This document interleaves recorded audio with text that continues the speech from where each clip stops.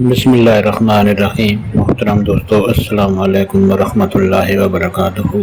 خیر دوستو، امید کرتا ہوں اللہ تعالیٰ کے فضل و کرم سے آپ خیریت سے ہوں گے اور ہنسی خوشی زندگی گزار رہے ہوں گے۔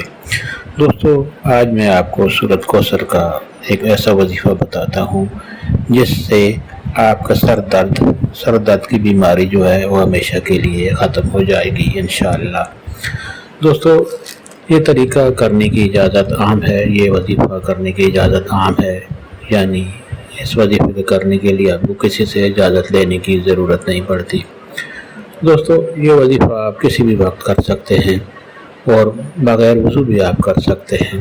دوستو، اگر کسی شخص کے سر میں درد ہو یا آپ کے سر میں درد ہو تو طریقہ یہ ہے کہ سر پر ہاتھ رکھیں اور 3 بار درود شریف پڑھیں۔ کوئی بھی درود شریف جو آپ کو آسانی سے آتا ہو، آپ 3 بار درود شریف پڑھیں اور 7 مرتبہ آپ سورۃ الکوثر کی تلاوت کریں۔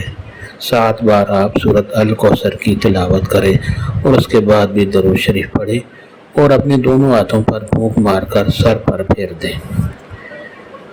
طریقہ ایک بار پھر سن لیں۔ طریقہ یہ ہے کہ آپ 3 بار درود شریف پڑھیں اور سورۃ الکوثر کی تلاوت 7 بار پڑھیں۔ سر پر ہاتھ رکھ کر آپ نے تلاوت کرنی ہے اور اس کے بعد درود شریف پڑھ کر آپ دونوں ہاتھوں پر وہ جو آپ نے سورت پڑھی ہے پھونک مار کر اپنے سر پر دونوں ہاتھ پھیر دیں۔